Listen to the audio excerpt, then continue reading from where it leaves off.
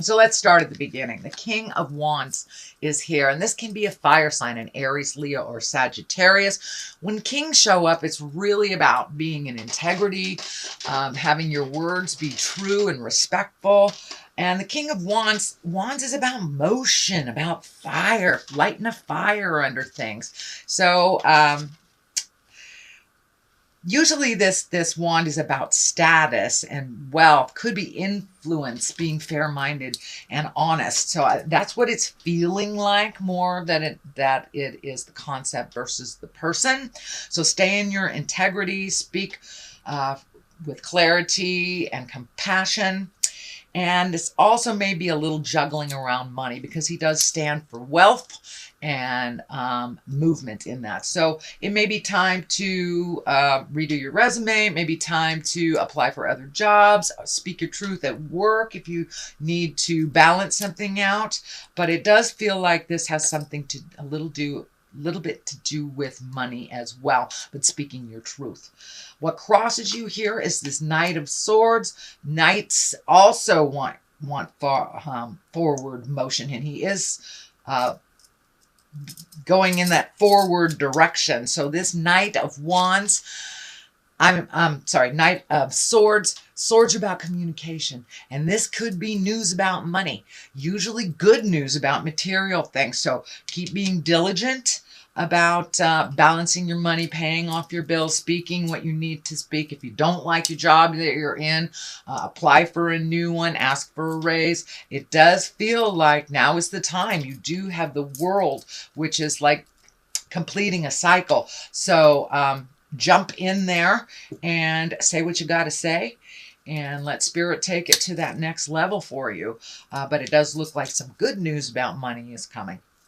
The Queen of Pentacles is here. This can be you. Doesn't matter if you're in a male or a female body.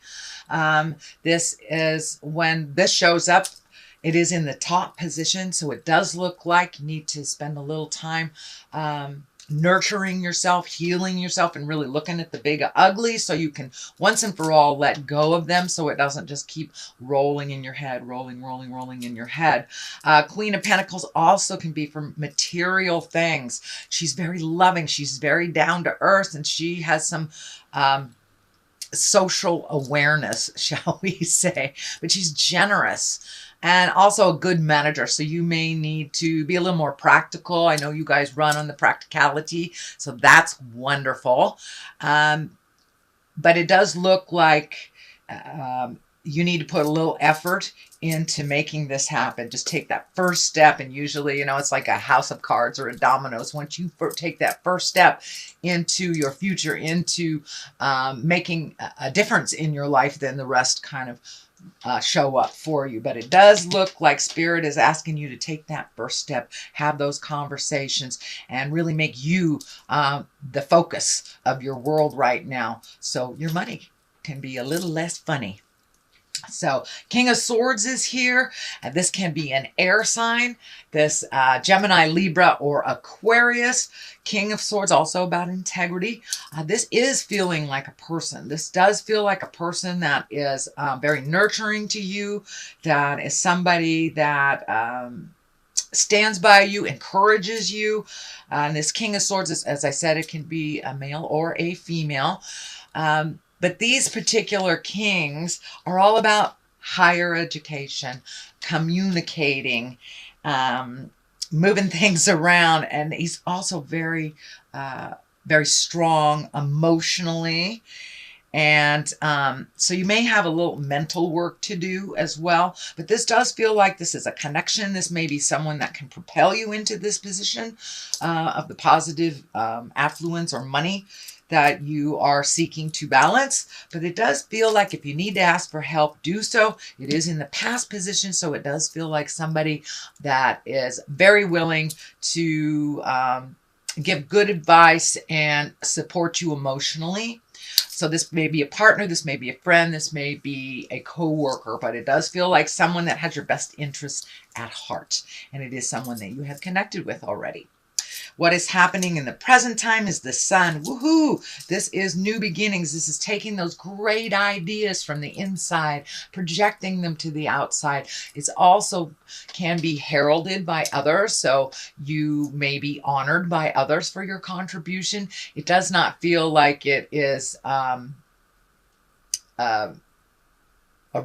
a raise or anything. Well, it could be. I don't want to negate anybody if they're working on a raise, but it does feel like you will be noticed for your contribution, whether it is monetarily, physically, emotionally, spiritually. You will be honored for your contribution. It does look like you're pretty selfless when you are at work and you take that very seriously, due diligence, kind of that Taurus, and put your head down. So it does feel like you will have some kind of honoring or acknowledgement for your contribution. But it's shining bright, and which is much better. I know you guys were going through it for the last about 12 to 18 months. So it finally feels like you're going in the right direction, that you have resolved some of this stuff. And as I say that, here comes the Ten of Swords. The Ten of Swords, it's betrayal, it's heartbreak. So it does look like the things that happened last year or earlier this year, it's the residue, it's the ending of it. So, you know, in order to build a new structure, you must completely destroy the old one. So that is what it's feeling like. This is the last, this is the residue of either a heartache or a betrayal of some kind. It doesn't necessarily mean that it was a sexual partner, but it could have been, you know, a friend betraying you, talking behind your back, stealing, whatever it was. But it does look like it will revisit a little bit in October, and then you will hopefully be able to completely release that, because you're already headed into a pretty bright future. Pretty bright future. There are ups and downs. I don't want anyone to mistake my words. Everyone has their own lessons and their own journey, but it does look like you are moving forward in your journey a lot more than you have been in the past. So here's the Ten of Cups, and the Ten of Cups is here to remind us of our abundance. This is the abundance card. It can be the inheritance card. It's a gifting of some kind from the universe. It also, you know, the cups are all about emotion. So this is a positive motion into your future. This is gifting you. You may have inherited something. This may also have been someone is aiding you or helping you while you are kind of looking at this money stuff right now. So it does look like things are looking up, that your abundance is opening up. You're being gifted by the universe. This doesn't necessarily mean financial. You could just have a windfall of friends that tell you I love you one day, and you know what a great gift that is. Money can't buy that. So it does look like you have increased your abundance. It is in the basis of all this. So as you're working through this, you're keeping in mind that you are enough, that you are on the right path. So doesn't mean the struggle will be any less realer, but it does mean that you will be validated, and that you have a lot of people that really care about you and are telling you so. Knight of Wands. This is also a motion card. He is looking in the past direction. Knights are about, you know, getting a move on it. And this particular knight is a wand, so that's usually good news about work, and it's right on this line here. So don't get too sad if you're in a position that isn't fulfilling. As long as you do a little work to change that, it really feels like October, November, you will get either another opportunity, a raise, something will balance out a little bit in the work focus for you. But wands, Knights of Wands are usually good news, positive change, activity, but moving forward. If it is a person, usually it is someone under 30, or maybe their maturity level is under 30. If they are physically over 30, wands are fire signs. That's Aries, Leo, or Sagittarius. It is right next to kind of this supportive stuff. So you may have a fire sign that is very eager and supportive of you as well, to further you into your greatness. So we have the Five of Cups. The Five of Cups is always about, it's about a challenge. Usually it's an emotional challenge. So you may be visiting that that place in your heart that got hurt. The Two of Swords is here. And of course, those swords are across the heart. So you may be a little overprotective of your heart. Well, I don't want to say overprotective. You may be protecting your heart a little bit and really not being open to connecting with others on that intimate space, whether you are in a relationship or not. It doesn't look like that is your main focus right now. Your main focus is really healing the pains from the past, releasing them so you can walk into your greatness. Right now, this shift really looks like it's more on the money, survival, making life a little more comfortable for yourself this month. So as I said, you are visiting some of this heart sorrow. You may have been connected with someone from the past recently that kind of triggered you or brought up some stuff, some sorrow. But you know, we can't get rid of it if we push it way down deep inside. So our triggers, even though they're unpleasant and uncomfortable, they do facilitate us really looking at it and really changing it if that is on your path.